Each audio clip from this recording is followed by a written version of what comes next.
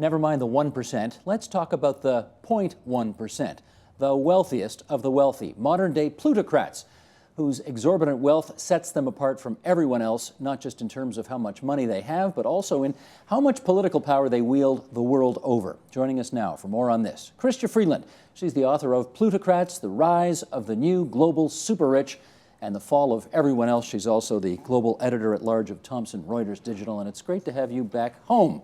Great to be here, Steve. So to speak. You're a Canuck, even though you spend all your time in the States. I don't spend all my time in the States, and I am definitely a Canuck, but I was worried this morning that maybe I'm losing my Canadian cold resistance because it felt quite chilly. You got to work on that then. Yes. Let's talk about the plutocrats that you talk about in your book, the richest of the rich. How is a plutocrat, well, first of all, describe a typical plutocrat in the world today. So what I talk about is how we've had really around the world this growing income inequality, and in particular a lot of action at the top.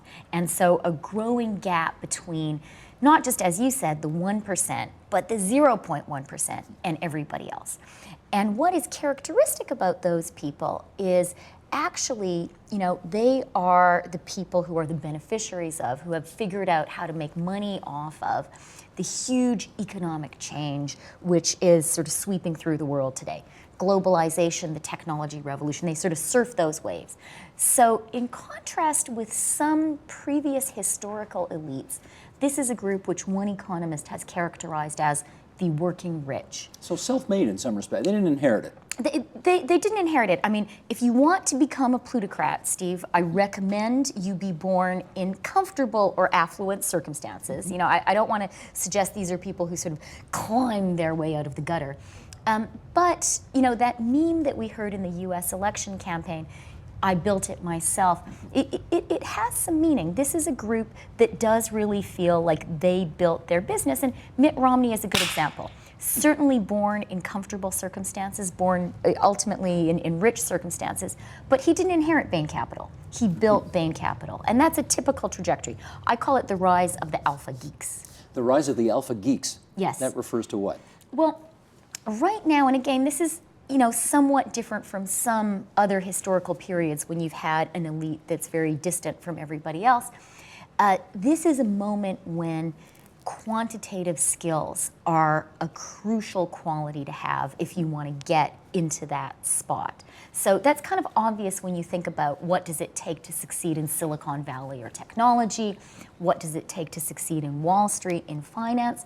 But what I found that was quite interesting when I was doing my reporting for the book is it's true of the emerging markets plutocrats too.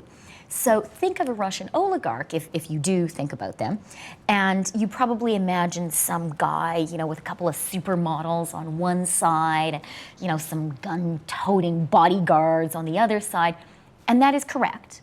But that guy also probably has a PhD in math or physics. It just seems to be the case that the world economy today is so complicated that someone who has that real talent with numbers is going to be a person who tends to succeed. And they are alpha geeks because the other really important quality is an ability to handle risk, an ability to see in change not a threat, but an opportunity, and a sort of a zest, an enthusiasm for taking those risks and for knowing not when to take the risk. We know, just from the cover of your book alone, that these are people who park their executive jets on their driveways and, live this incredible lifestyle, obviously, that the rest of us can only imagine. But do they have daily impact on the lives of average Americans, Canadians, citizens of the world, by being who they are? Absolutely. I mean, one of the reasons, maybe the main reason to write this book was my belief that the consequence of this rising income inequality, the result of those income numbers, of that data that we can see, is a society in which this 1%, this 0.1% has growing economic power, and therefore, that power inevitably translates into social and political power. And that's something that I think we need to be aware of, we need to think about, we need to not be afraid to talk about. Is it your sense that the average American, therefore, hates this group of plutocrats because of the exalted position they have in American society? Not at all. And actually, the American way of thinking and talking about this, I think, is really interesting, and I think it has been changing. I would say that over the past 3 decades, really since the Reagan era, the collective attitude to questions of class and money and distribution of income in the United States has been that that's the wrong way to think about things. That how you want to think about the economy is you want to think about growing the whole pie. You want to think about a tide that lifts all boats. You want to think about trickle down. And that's a very comfortable, kind of wonderful, benign way to think about things. You know, it's going to be win-win. Things are going to be great for everybody. The problem is that when you look at what is actually happening in the economy, and actually particularly in the US economy, particularly over the past decade, you've had this very striking phenomenon where, on the one hand, the people at the very, very top have been getting richer than ever. Warren Buffett pointed out just this week that if you look at the 400 richest Americans, as identified by Forbes, over the past 20 years, their wealth has quintupled. It's gone up 5 times. Meanwhile, if you look at the average middle-class American, wages there have stagnated. And, you know, stunning evidence of that was some data that we got over the summer that showed, you know, certainly for the first time in my memory, the wealth of the average Canadian is now higher than the wealth of the average American. Like, wow, they really have been treading water, the American middle class. But surely that stagnation on one hand versus 500% increase in wages on the other hand is and you'll forgive the overuse of this expression, perfect storm for a revolution, is it not? Yes, I mean, I think it's a perfect storm for a clash. And what was really interesting to me about this election campaign is, you know, again, I think ideas matter and an intellectual climate matters. And in America, particularly, the climate, and in many ways this was a good thing, you know, the climate was very much about class being the ultimate taboo issue. You know, you could talk about religion, you could even talk about race, but you couldn't talk about class. Not class warfare, God forbid. Exactly. And that, the class warfare point is interesting because when Barack Obama began to talk just a little bit about class, I mean, it felt to me that his comments were quite mild. He talked about how millionaires and billionaires need to pay their fair share. But he talked also about, you know, being enthusiastic about capitalism. He is, after all, the guy who bailed out the banks. But even that mild reference immediately provoked cries of class warfare from the right. And among the super rich, it provoked an intense, deeply personal, deeply emotional hostility, including among people who had supported him in 2008. Well, I was going to say, a lot of them were with him the first time around. That's right. And they've abandoned him this time around, or they tried to anyway. Well, they did abandon him. He won anyway. And that is a big deal. So yes, they did abandon him, and I mean, hate is a strong word, maybe too strong, but what they felt, and I found this so striking and a little bit mysterious, is they felt victimized. They felt attacked. Do they not feel the irony of that? Well, Steve, it's kind of amazing. I mean, the language they use. So there's one guy, leading hedge fund guy on Wall Street, extremely wealthy, was an Obama supporter in 2008. And in 2010, he sent an email to his friends. It quickly went viral. The subject line is "Battered Wives," and it is written in the first person in the voice of a woman being beaten physically by her husband, and it has quite graphic lines like, you know, he mostly doesn't hit me where it shows. And the person doing the beating in this email is President Obama, and the people being beaten are the hedge fund guys. So just think about that for a minute. I mean, it's hard to imagine a more privileged creature than a multi-millionaire male hedge fund guy. There's a reason we call them masters of the universe. And yet in their own self-conception, they're comparing themselves to, you know, what I think is probably the most powerless person in our society, a woman beaten by her husband. It's a pretty stunning lack of self-awareness, don't you think? Yes. And they don't get it. Well, let me read something. Here's from the book. I'm going to read an excerpt from the book because it kind of ties into what you just referred to here. We're calling this "My Golf Caddy Caused the Financial Crisis." When I asked one of the Wall Street's most successful investment bank CEOs, you write, if he felt guilty for his firm's role in creating the financial crisis, he told me with evident sincerity that he did not. The real culprit, he explained, was his feckless cousin, who owned 3 cars and a home he could not afford. One of America's top fund managers made a near identical case to me. It is this not our fault mentality that accounts for the plutocrats' profound sense of victimization in the Obama era. You might expect that American elites, and particularly those in the financial sector, would be feeling pretty good and more than a little grateful right now. Thanks to a $700 billion TARP bailout and trillions of dollars lent nearly free of charge by the Federal Reserve, Wall Street has surged back to pre-crisis levels of compensation, even as Main Street continues to struggle. But instead, many of the giants of American finance have come to, in the words of a mystified administration economist, hate the president and believe he is fundamentally opposed to them and their well-being. In light of all of this, how significant was it in your view that Obama, in fact, beat Romney? A very, very big deal.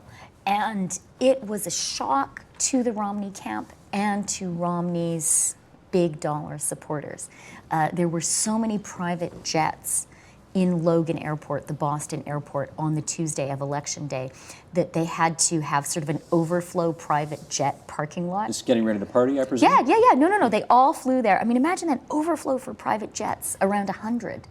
And they really believed, they were absolutely convinced that Romney was going to win. What I think is significant, I think what's significant about this election is, first of all, that the president did openly talk about the American economy as it is working today, not working for the middle class. He wasn't afraid to use a little bit of that language. And a lot of people on the right, felt that was going to doom him. That talking about things in that way was anti-American dream, not the American way. He won anyway. And the other thing that is significant and a big difference between today and 2008 is that Obama won without Wall Street. In 2008, Wall Street was actually pretty significant, and some people would argue that those ties influenced how the TARP was implemented, influenced, a lack of clawback provisions, that sort of thing.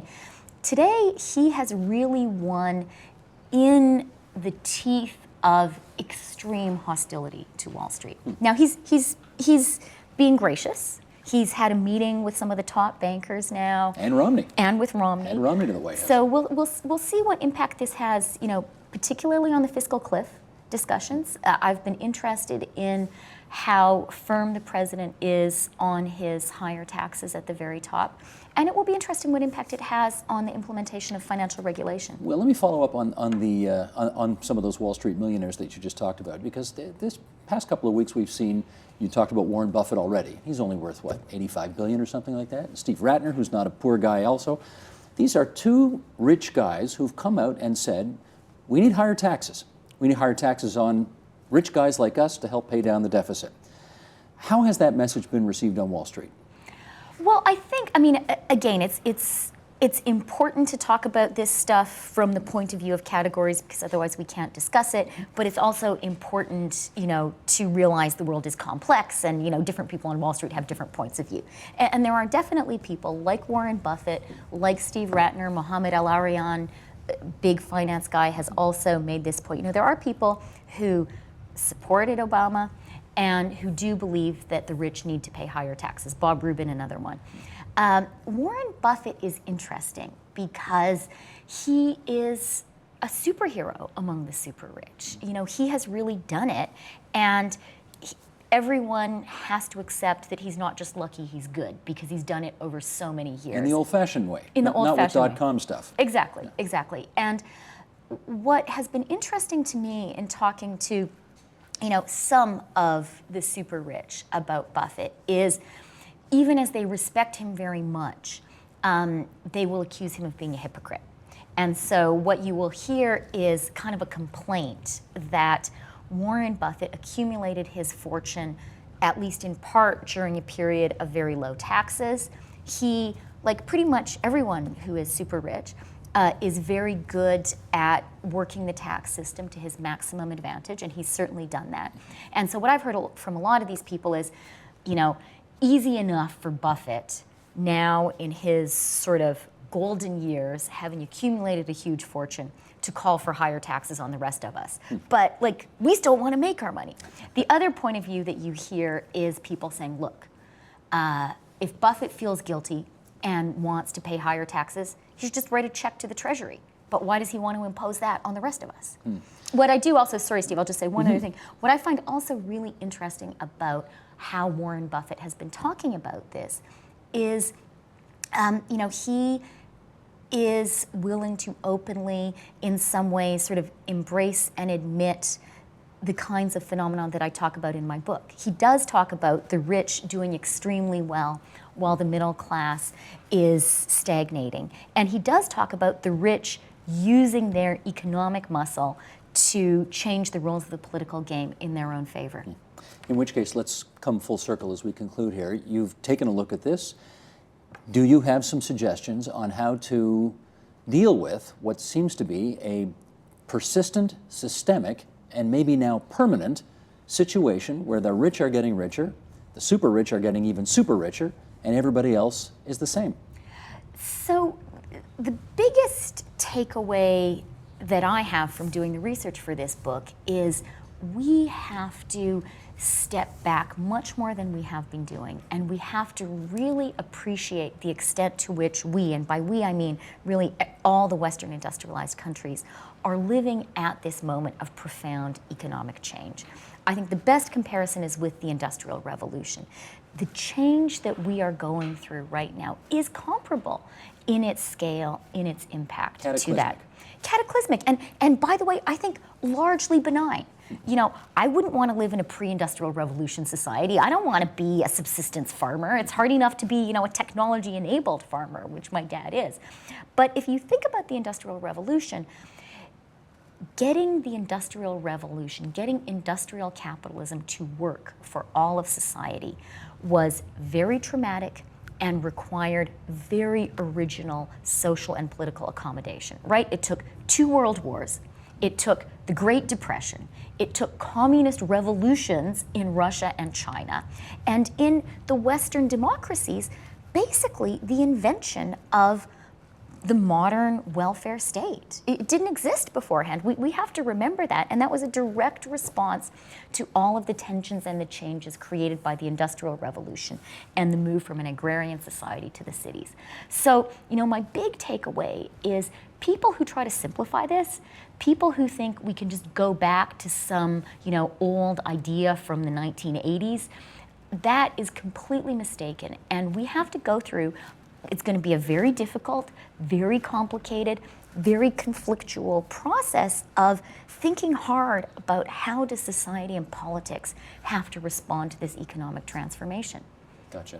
And we're going to talk about it more in the rest of the program. But I thank you, Chrystia Freeland, for coming in and sharing your thoughts on Plutocrats, the rise of the new global super rich and the fall of everyone else. Nice to have you here in our studios at TVO. Pleasure talking to you, Steve. Support Ontario's public television. Donate at tvo.org.